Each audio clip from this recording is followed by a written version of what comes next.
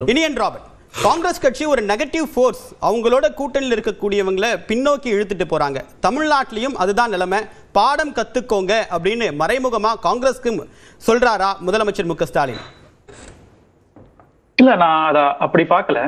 அவர் பொதுவா இந்த நாட்டுல நடக்கிற விஷயங்கள் அவர் சுட்டி காமிக்கிறாருன்னு தான் நான் பாக்குறேன். இப்போ நேத்து பீகார் தேர்தலுக்கு அப்புறம் நாங்க பிரதமருக்கு ஒரு கடிதம் எழுதான்னு இருக்கோம். அது என்ன கடிதம்னா, எதுக்கு தேர்தல் நடத்திட்டு இருக்கீங்க? தேர்தல் நடத்த வேண்டாம். தேர்தல் நடத்தி அதுக்கு கட்சிகள் கூட்டணி பங்கு வகித்து அதன் பிறகு பிரச்சாரத்துக்கு போய் எதுக்கு இதெல்லாம் பண்ணிக்கிட்டு பேசாம நீங்க பாஜக தான் ஆட்சி அமைக்கும் அப்படின்னு நீங்க அறிவிச்சிட்டீங்கன்னா நாங்கெல்லாம் விவசாயம் பார்க்கறதுக்கு வேற தொழிலுக்கு போயிருவோம். ஏன்னா எங்களுக்கு எப்படியும் தெரிஞ்சு போச்சு, இதுக்கப்புறம் வட இந்தியாவில் நடக்கின்ற எல்லா தேர்தல்களிலும் பாஜக அல்லது பாஜக கூட்டணி தான் வெற்றி பெற போகிறது என்பது தெரிஞ்சு போச்சு. அதனால இதுக்கப்புறமா நாங்க போட்டிடுமா அப்படின்னு பெரிய கேள்வி இருக்கு. ரெண்டாவது, இப்போ நான் இப்போ இந்த விவாதத்துல நான் எஸ்ஐஆர் குறித்தோ இல்ல வாக்கு திருட்டு குறித்தோ அப்படி பேசுனேன்னா ஒரு பாஜக பிரமுகர் நான் அசிங்கமா பேசுவேன் அப்படின்னு என்ன மிரட்டினாலும் மிரட்டலாம் யாராவது பொதுவாக. அது மாதிரி நடந்துச்சு ஒரு ஊடகத்துல. அதனால இன்றைக்கு பாஜகவினுடைய அந்த டார்கெட் இந்தியா முழுக்க என்ன டார்கெட் பண்றாங்கன்னா, காங்கிரஸை பலவீனப்படுத்தணும். காங்கிரஸ் என்கிற ஐடியாவை பலவீனப்படுத்தணும். காங்கிரஸை நம்ம பலவீனப்படுத்திட்டோம்னா நாம மற்ற கட்சிகளை ஊதி தள்ளிடலாம் அப்படிங்கிற மாதிரியான ஒரு நரேட்டிவ் அல்லது ஒரு சைக்காலஜிக்கலான ஒரு விஷயத்த அவங்க புகுத்த நினைக்கிறாங்க. பீகார்ல காங்கிரஸுக்கு பெரிய பிரசன்ஸ் இல்ல, அதுதான் உண்மை. தமிழ்நாட்டுல இருக்கிற பிரசன்ஸ் கூட பீகார்ல அங்க கிடையாது.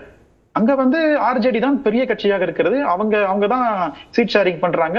நாங்க கூட்டணியில பங்கு வகிக்கிறோம். நாங்க தமிழ்நாடு மாதிரி கூட இங்க கிடையாது. ரெண்டாவது, ஆர்ஜேடியும் காங்கிரஸும் நேச்சுரல் அலையன்ஸும் கிடையாது. பெரிய லெவல் ஐடியாலஜிக்கல் அலையன்ஸும் அது கிடையாது. அது இப்போதைக்கு உருவாக்கப்பட்ட அலையன்ஸ். அது இந்தியா கூட்டணி உருவானதுக்கு அப்புறம் உருவான ஒரு அலையன்ஸ் தான் அது. ஆனா திமுக காங்கிரஸ் அப்படி அல்ல. திமுக காங்கிரஸுக்குமான உறவு பாலம் என்பது நீண்ட நெடிய ஒரு காலம் உள்ள ஒரு பாலம். இது ஒரு தமிழ்நாட்டில் ஐடியாலஜிக்கல் அலையன்ஸாக இருக்கிறது. அப்போ இந்த அலையன்ஸை நம்ம பீகாரோட பொருத்தி பார்க்க கூடாது. தமிழ்நாட்டுல திமுகவும் காங்கிரஸ் தேர்வு ஒரு கேட்டலிஸ்ட் போர்ஸ். அது உங்களுக்கு இங்க ஒரு வாக்கு வங்கியை வலுவாக கட்டமைக்கும். பீகார்ல அப்படி இல்ல. பீகார்ல உங்களுக்கு ஆர்ஜேடி என்பது யாதவர்களின் கட்சியாகவும் காங்கிரஸ் சிறுபான்மை சமூகம் மற்றும் தலித் சமூகத்தோட வாக்கு வங்கி பெற்றுக் கொடுக்கக்கூடிய கட்சியாக மட்டும்தான் அங்க அந்த ஈக்குவேஷன் வெறும் மேத்தமேட்டிக்கல் ஈக்குவேஷன் தான்.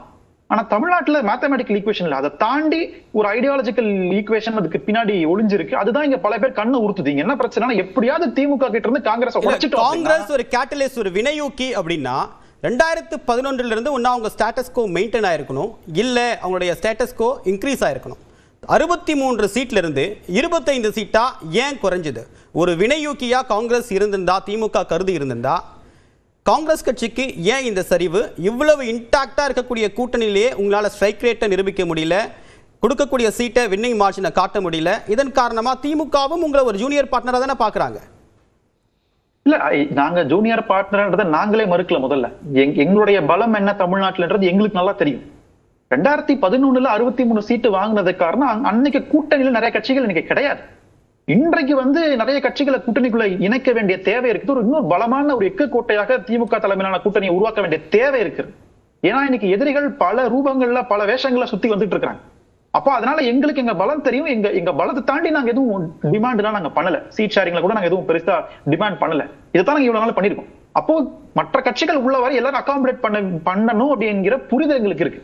பீகாருடைய தேர்தல் முடிவு அந்த சீட் ஷேரிங்ல நாங்க டிமாண்ட் பண்ணல அப்படின்ற ஒரு நிலைக்கு இப்ப காங்கிரஸ் தள்ளிடுச்சா? எம்பி அதிகாரத்துல பங்கு அப்படின்ற நிலைமையில மூத்த அமைச்சர் மூத்த எம்பிக்கள் சொன்னாங்க. இப்ப பீகார் தேர்தல் முடிவு அப்படின்றது காங்கிரஸ் கட்சிக்கு சீட் ஷேர்ல நெகோசியேட்டே பண்ணல அப்படின்ற நிலைமைக்கு தள்ளிடுச்சா? இல்ல, நீங்க அகில இந்திய காங்கிரஸ் கமிட்டி தலைவர் ராகுல் காந்தியோ அல்லது பொதுச் செயலாளர் திரு கே.சி. வேணுகோபாலோ மல்லிகார்ஜுன கார்கே அவர்களோ இந்த கருத்தை நீங்க சொல்லியிருந்தாங்கன்னா அது காங்கிரஸ் கட்சியினுடைய அதிகாரப்பூர்வமான கருத்து. நாங்க அதிகாரத்துல பங்கு கேட்கிறோம். அதிகாரத்துல பங்கு வேணுமா வேணாமா தேர்தலுக்கு பின்னாடிதான் முடிவு பண்ண வேண்டிய ஒன்று. அது இப்பவே நம்ம அதை ப்ராமிஸ் வாங்கிக்கிட்டு நீங்க அதிகாரத்துல பங்கு கொடுங்க, அப்பதான் நாங்க கூட்டணிக்கு வருவோம் அப்படின்னு பேசுறது எந்த வகையிலும் நியாயமாக இருக்காது. நம்பர்ஸை பொறுத்துதான் கோலிஷனுக்கு ஸ்டேட் லெவல்ல சொல்றேன், நேஷனல் லெவல்ல வேற. ஸ்டேட் லெவல்ல நீங்க அந்த மாதிரி போறதுதான் ஒரு ஸ்மார்ட்டான முடிவா இருக்குன்றது அந்த புரிதல் எங்களுக்கு இருக்கு. எங்க தலைவர்கள் நிறைய பேருக்கு இருக்கு. அதுல ஒரு சில பேர் சொல்ற கருத்து அபிஷியல் கருத்தாக நான் கன்சிடர் பண்ண முடியாது. யாரும் அதை பண்ணவும் மாட்டாங்க.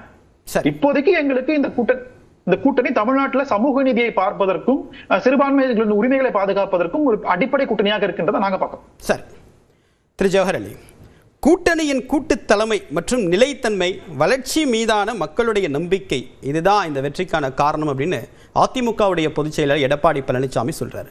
கூட்டணிக்கு தலைமை தாங்கிறதே நாங்க தான், நாங்கள் தான் முதலமைச்சர் வேட்பாளர் அப்படின்னு சொன்ன அதிமுக இன்னைக்கு இந்த பீகார் தேர்தல் முடிவுனால ஒரு கூட்டுத்தலைமை, ஒரு நிலைத்தன்மை வேணும் அப்படின்ற ஸ்டேட்டஸ்கோ கொஞ்சம் இறக்கியிருக்காரு. அப்படிலாம் நீங்களா ஒரு கட்ஃபைன் ஒரு கதையை விட்டுறாதீங்க.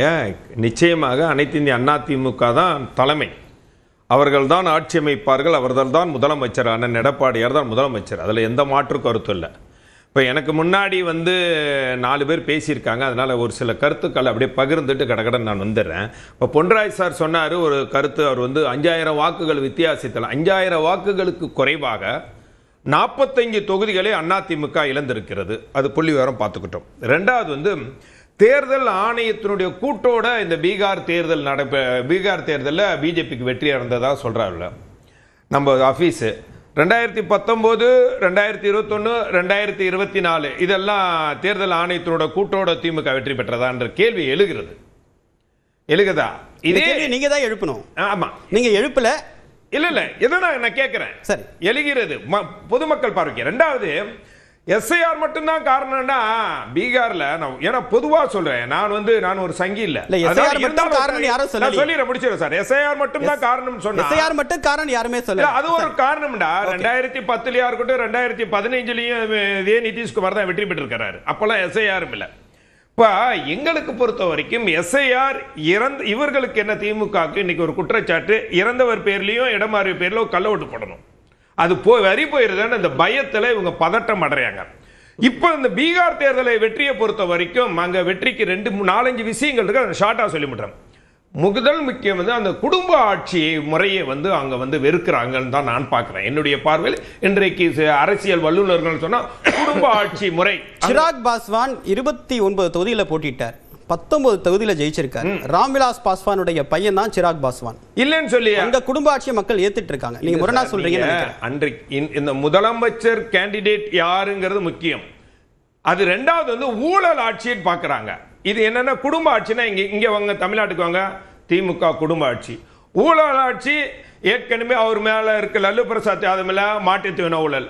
இங்க தமிழ்நாட்டு எடுத்தீங்கன்னா 2GB கரியா ஊழல், இப்ப இருக்கக்கூடிய நகராட்சியில ஊழலுக்கெல்லாம் ஒட்டுமொத்தமா இது இருக்குது. ரெண்டாவது சாத்தியம் இல்லாத வாக்குறுதிகள். சொத்து குவிப்பு வழக்கு நீங்க மறந்துட்டீங்க.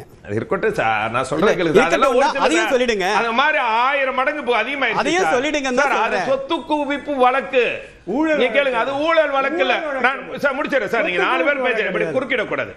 சாத்தியம் இல்லாத வாக்குறுதிகள் தேஜஸ்வி சொன்னாரு. என்ன சொன்னாரு? சசிகலா அவர்கள் 4 ஆண்டு சிறை தண்டனை அனுபவிச்சு வந்திருக்காரு. சசிகலா தானே அனுபவிச்சாங்க. சசிகலா தானே அனுபவிச்சாங்க. இருக்கட்டும், அனுபவிக்கட்டும், நல்லதுதான். என்ன ஜெயலலிதா ஆலோசனை முடிச்சிடறேன் சார், 4 பேர் பேச விட்டீங்க. சாத்தியம் இல்லாத வாக்குறுதிகள் எப்படி திமுக நீட்டை ரத்து செய்வோம் சொல்லி சாத்தியம் இல்லாத வாக்குறுதிகள், அது இல்லாம பழைய ஓய்வு திட்டத்தை கொண்டு வருவோம், இது போன்ற வாக்குறுதிகள் தான் தேஜஸ்வி சொன்னார். அதே தான் நான் தமிழ்நாட்டு கொண்டு வரேன். மிக முக்கியம் வெற்றிக்கு காரணம் யாருண்டா, அங்கே பெண்கள் 71% ஓட்டு போட்டிருக்காங்க. இதே நிலையை நீங்க தமிழ்நாட்டில் எடுத்து பாருங்க. பெண்கள் ஓட்டு ரொம்ப ரொம்ப முக்கியம். இந்த 2021 பெண்களை எப்படி கவரணும் என்பதற்காக ஒரு பொய்யான வாக்குறுதிகளை எல்லாம் சொல்லி திமுக ஆட்சிக்கு வந்தார்கள். என்ன சொன்னாங்க? கேஸ் மானியம், அது பெண்களுக்கான விஷயம். மாதம் மின் கட்டணம் பெண்களுக்கான விஷயம். 5 சவரன் நகை அடமான வச்சுட்டீங்கன்னா நாங்க திருப்பி தருவோம்.